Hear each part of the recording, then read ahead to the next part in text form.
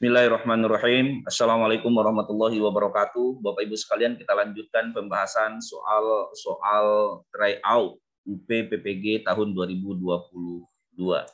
Bapak Ibu yang sangat kami hormati, kita lanjutkan di kisi-kisi nomor 16, yaitu tentang disajikan data dan informasi sejarah terkait dengan kondisi sosial umat Islam pada masa kepemimpinan Abu Bakar dan Umar bin Khattab. Bapak Ibu nanti diharapkan mampu membedakan kondisi sosial kemasyarakatan tersebut dengan kondisi sosial kemasyarakatan pada masa Nabi. Nah, ini gambaran Bapak Ibu sekalian pembahasannya keadaan sosial masyarakat di kepemimpinan Abu Bakar. Ini dia, bisa dibaca nanti bahwa Khalifah Abu Bakar telah mewujudkan keadilan dan kesejahteraan sosial bagi rakyat. Untuk kemaslahatan rakyat ini, ia mengelola zakat, infak, dan sedekah yang berasal dari kaum muslimin, ghanimah harta rampasan perang, dan jizyah dari warga negara non-muslim sebagai sumber pendapatan Baitul Mal. Dan penghasilan yang diperoleh dari sumber-sumber pendapatan negara dibagikan untuk kesejahteraan para tentara, gaji para pegawai negara, dan kepada rakyat yang berhak menerima sesuai dengan ketentuan Al-Quran. Nah, ini dia secara garis besar. Kemudian Bapak Ibu sekalian, ini juga kita lanjutkan keadaan sosial masyarakat Khalifah Umar bin Khattab. Ini dia, ada Umar tetap mencari penghidupan dengan cara berdagang sepanjang hayatnya, menjalani kehidupan dengan penuh kesederhanaan. Ini terkenal nih, Umar bin Khattab terkenal dengan kesederhanaannya. Pada bidang pertanian, Umar mengambil langkah-langkah khusus untuk meningkatkan hasil pertanian dengan cara menggali sistem irigasi. Ia juga memberlakukan sistem tunjangan pensiun masa tua yang berbeda dengan segala sistem pensiun yang ada di dunia dewasa ini. Mereka yang cacat dan lemah fisik diberi tunjangan kesejahteraan dari dana Baitul Mal. Sekolah dan masjid banyak didirikan di seluruh penjuru kota provinsi. Nah, selain itu, untuk menunjang kelancaran administrasi dan operasional tugas-tugas eksekutif, Umar bin Khattab melengkapinya dengan beberapa dewan. Ada Dewan Al-Kharaj, perpajakan, ada Dewan Al-Adats, kepolisian, ada Dewan An-Nafi'at, militer, ada Baitul Mal, lembaga perbendaharaan negara. Nah, Umar selalu mengadakan musyawarah dengan rakyat untuk memecahkan masalah-masalah umum dan kenegaraan yang dihadapi. Ia tidak bertindak sewenang-wenang dan memutuskan suatu urusan negara muslim tanpa mengikutsertakan warga negara, baik warga negara muslim maupun yang non-muslim. Nah, ini dia Bapak Ibu sekalian, masyarakat yang hidup di wilayah-wilayah penaklukan Islam, mereka mengenal adanya kelas sosial. Nah, kebijakan-kebijakan tentang pajak, hak dan kekayaan yang terlalu jauh berbeda telah menciptakan jurang sosial. Ini penyebab-penyebab ketimpangan pada waktu itu yang diselesaikan oleh Umar. Masyarakat terbagi menjadi dua kelas, kelas wajib pajak, buruh, petani, dan pedagang, dan kelas pemungut pajak, pegawai pemerintah, tentara, dan elit masyarakat. Jadi, Bapak Ibu sekalian, selain pointer-pointer di atas, masyarakat yang hidup di wilayah-wilayah taklukan Islam, mereka mengenal adanya kelas sosial. Kelas-kelas sosial yang dimaksudkan adalah maksudnya ada kelompok-kelompok yang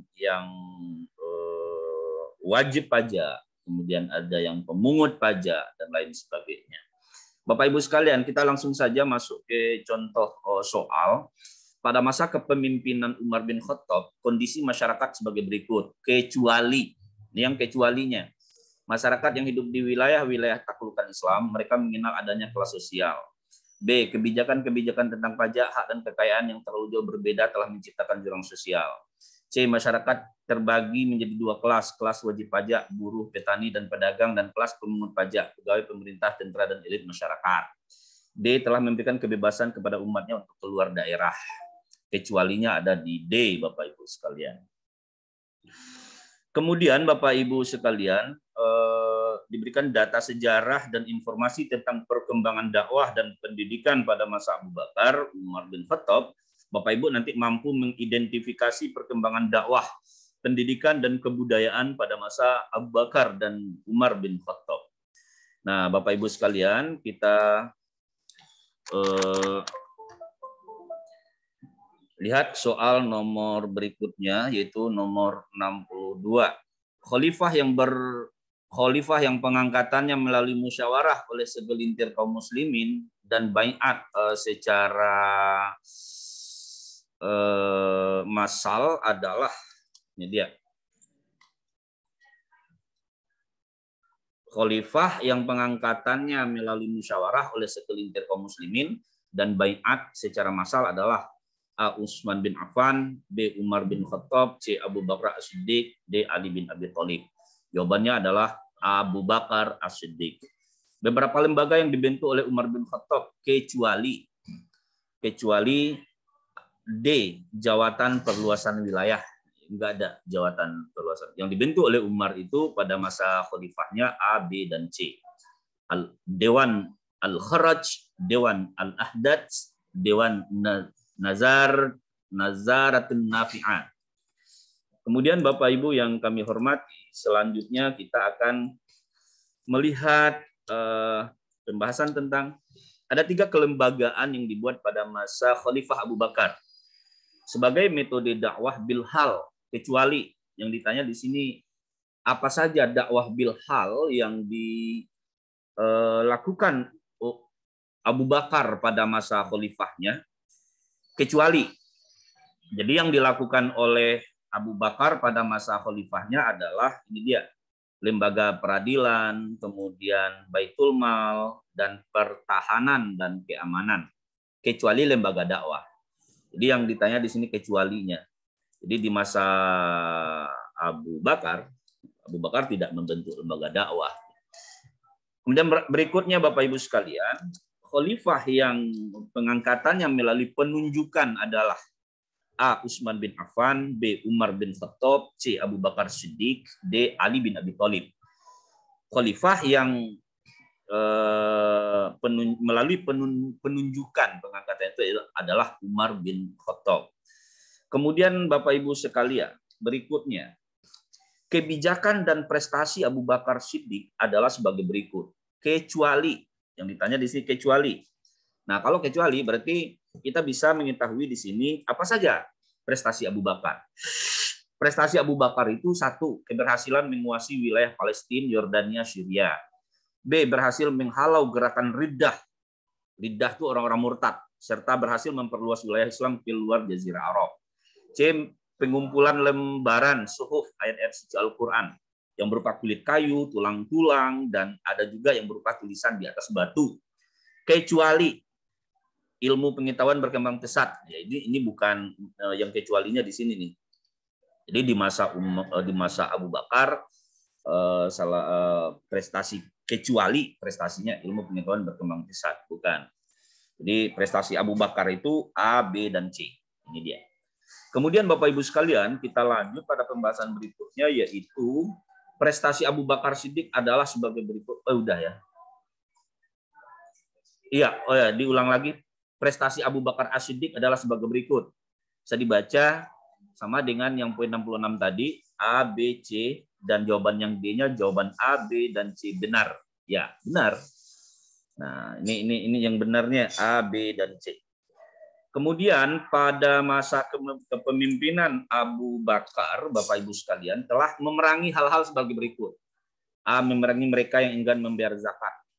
B. Memerangi nabi palsu. C. Memerangi gerakan kaum murtad, gerakan kaum munafik.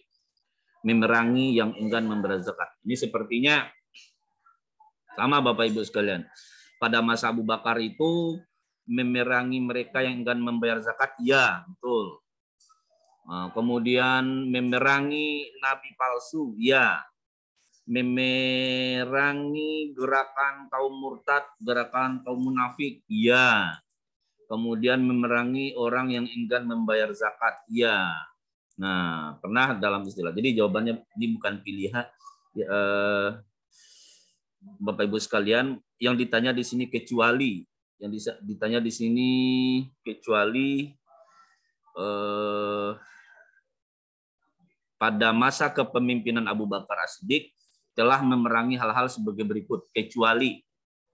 Nah, yang ditanya di sini kecualinya memerangi mereka yang enggan membayar zakat, hampir sama poin A dengan poin D, memerangi yang enggan berzakat, enggan berzakat dengan enggan membayar zakat. Memerangi nabi palsu, iya. Memerangi gerakan kaum murtad, gerakan kaum munafik, iya. Memerangi orang yang enggan berzakat, iya. Ini barangkali redaksinya saja nih. Memerangi mereka yang enggan membayar zakat, yang enggan membayar zakat. Tapi di sini hampir sama poin A dan poin D, memerangi yang enggan berzakat. Intinya adalah ini hampir sama, A, B, C, D hampir sama. Tapi nanti kita cari tekstur dan konstruksi kalimat yang pas, karena pilihan-pilihan itu menjebak kita juga kadang-kadang. Memerangi mereka yang katakanlah di sini yang ditanyakan kecuali, di sini yang ditanyakan kecuali, Bapak Ibu, nanti bisa jadi seperti ini. Ketika dihapus ini, memerangi mereka yang membayar zakat umpamanya, kira-kira begitulah ya. Oke, intinya apa yang dilakukan oleh Abu Bakar di masa kepemimpinan beliau adalah memerangi nabi palsu, termasuk Musailamah Al-Kadzab, memerangi gerakan kaum murtad, gerakan munafik, memerangi orang yang enggan berzakat. Dalam memerangi orang yang murtad dan enggan menunaikan zakat, Abu Bakar menerapkan metode yang disebut metode dakwah bitadwin, metode dakwah bilyat, metode dakwah bilhal, metode dakwah uswatun hasanah. Yang dilakukan oleh Abu Bakar pada waktu itu ini, B, metode dakwah bilyat, diperangi gitu. Orang yang enggan bayar zakat itu orang nabi palsu. Maka terkenal istilah qitalul murtadin, terjadi peperangan memerangi orang-orang yang murtad. Jadi setelah Nabi Muhammad itu meninggal, banyak orang-orang yang murtad. Jadi ini beban berat Abu Bakar pada masa khalifahnya. Salah satu pemimpin yang meletakkan dasar-dasar demokrasi dalam Islam, benar-benar memperhatikan dan mengutamakan kepentingan rakyat. Lebih tepat melekat pada karakter A. Ali bin Abi Thalib, B. Utsman bin Affan, C. Umar bin Khattab, D. Abu Bakar Siddiq. Lebih tepat, lebih kental itu ada pada Umar bin Khattab. Dan itu banyak sejarah yang menceritakan bagaimana gaya kepemimpinan Umar bin Khattab pada waktu itu. Kemudian di bawah ini kelas wajib pajak pada masa Umar bin Khattab, kecuali kelas wajib pajak pada masa Umar itu adalah pegawai. Buruh tidak, petani tidak, pedagang tidak. Jadi di bawah ini kelas wajib pajak pada masa Umar bin Khattab itu, mohon maaf, saya luruskan. Di bawah ini kelas wajib pajak pada masa Umar bin Khattab itu kecuali, ya ditanya di sini kecuali pegawai gitu ya, kecuali pegawai. Dan yang wajib pajak itu ada buruh, ada petani, ada pedagang, itu kelas wajib pajak. Kecuali pegawai, yang ditanya di sini kecualinya, kecuali pegawai. Sekali lagi, di masa Umar itu kelas wajib pajak itu buruh, petani, pedagang, kecuali pegawai. Oke, lanjut. Bapak Ibu sekalian, nanti diberikan data dan informasi sejarah tentang perkembangan dakwah dan perluasan wilayah pada masa Abu Bakar dan Umar. Bapak Ibu nanti bisa mendeteksi perkembangan dakwah dan perluasan wilayah pada masa Abu Bakar dan Umar bin Khattab tersebut. Bisa Bapak Ibu nanti mendeteksinya ya. Nah, kita lihat Bapak Ibu sekalian, pembahasan materinya. Strategi dakwah Umar bin Khattab itu sebagai berikut. Kecuali. Jadi strategi dakwah Umar bin Khattab itu pengembangan wilayah Islam, mengeluarkan undang-undang, membagi wilayah pemerintahan. Kecualinya apa? Memerangi mereka yang enggan berzakat. Di kecualinya. Kemudian Bapak Ibu sekalian, prestasi Umar bin Khattab pada perluasan wilayah kecuali. Ini kecuali lagi nih. Nah, kecuali prestasi Umar dalam perluasan wilayah itu mengambil alih Mesopotamia dan Persia. Mengambil alih Mesir, Palestina, Syria, Afrika Utara, dan Armenia dari Kaisaran Romawi atau Bizantium. Berhasil menaklukkan Persia dan Romawi. Kecualinya apa? Kecuali menguasai wilayah Palestina, Yordania, dan Syria. Jadi itu Bapak Ibu sekalian, kecuali menguasai wilayah Palestina, Yordania, dan Syria. Nah, yang benarnya mengambil alih Mesopotamia dan Persia, mengambil alih Mesir, Palestina, Syria, Afrika Utara, dan Armenia, berhasil menaklukkan Persia Romawi. Nah, C ini beda dengan A, karena C ini lebih komplit. Jawabannya. Kira-kira begitu ya. Kemudian lanjut Bapak Ibu sekalian. Kita lanjut ke ini. Kebijakan dan prestasi Umar bin Khattab adalah sebagai berikut, kecuali. Nah, kecuali lagi. Prestasi Umar itu menaklukkan wilayah Romawi, Damaskus, Syria Utara, Darussalam, Persia, Mesir, ya, membentuk beberapa lembaga pemerintah di antara bidang ekonomi, Baitul Mal, dan seterusnya. Lembaga bidang sosial dan keamanan, mendirikan departemen pendidikan, kehakiman, menunjuk qadhi sebagai ketua peradilan, dan seterusnya. Kecualinya apa? Memerangi orang-orang yang enggan membayar zakat dan menumpas nabi palsu. Ini masa Abu Bakar, ini memerangi orang-orang murtad dan enggan bayar zakat gitu. Sedangkan yang Umar bin Khattab ada di sini nih. A, B, C. Lanjut, 2 negara adidaya yang ditaklukkan oleh Khalifah Islam di bawah pimpinan Umar bin Khattab adalah A, Persia dan Romawi, B, Mesir dan Palestina, C, Syria dan Afrika Utara, D, Mesopotamia dan Mesir. Jawaban yang paling benar adalah A, Persia dan Romawi. Romawi itu sama Persia itu luar biasa besar kerajaannya Bapak Ibu sekalian, dan boleh dikatakan negara adidaya pada waktu itu, dan itu ditaklukkan di masa Khalifah Umar bin Khattab. Kita lanjut Bapak Ibu sekalian. Kita rapikan dulu. Nah, ini dia. Diberikan data dan informasi terkait dengan sejarah tentang perkembangan dakwah, pendidikan, dan kebudayaan dan perluasan wilayah Islam pada masa Utsman bin Affan, Ali bin Abi Thalib. Bapak Ibu nanti bisa mendeteksi perkembangan dakwah dan perluasan wilayah pada masa Utsman bin Affan dan Ali bin Abi Thalib. Nah, Khalifah pertama melakukan perluasan Masjidil Haram di Mekah dan Masjid Nabawi Madinah karena semakin ramai umat Islam yang menjalankan haji. Siapa orangnya? Yaitu Utsman bin Affan. Jadi khalifah pertama yang melakukan perluasan Masjidil Haram itu karena banyaknya orang yang berhaji itu di masa Utsman bin Affan. Kemudian Bapak Ibu sekalian, khalifah pertama dalam sejarah kekhalifahan dan satu-satunya yang terpilih secara umum, aklamasi dan menuntut baiat, yaitu pengakuan legitimasi di masjid secara terbuka dan kesepakatan seluruh hadirin, yaitu Ali bin Abi Thalib.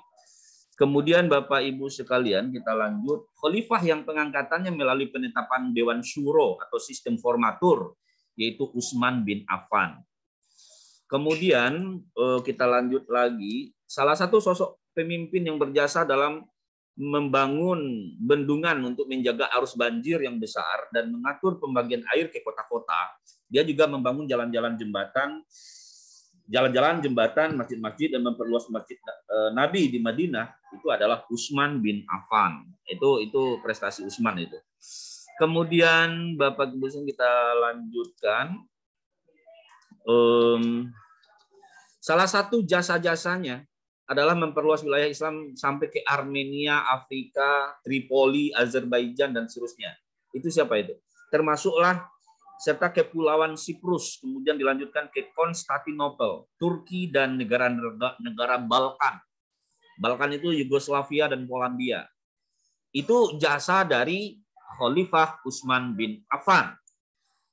Kemudian lanjut, berikut merupakan prestasi yang dicapai Utsman bin Affan kecuali, nah ini hati-hati jangan terjebak dengan kecuali penetapan kalender Hijriah.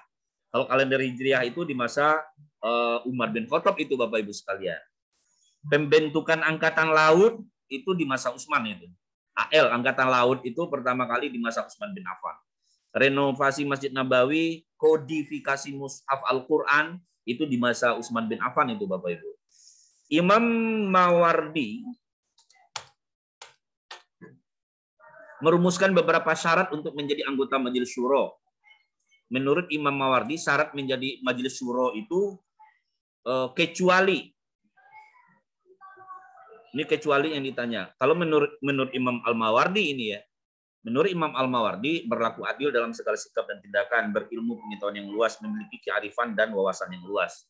Kecuali jujur dan dapat dipercaya. Ini kecualinya. pointer-pointer yang disyaratkan oleh Imam Al-Mawardi untuk menjadi anggota Majelis Syuro kecuali A. Gitu ya.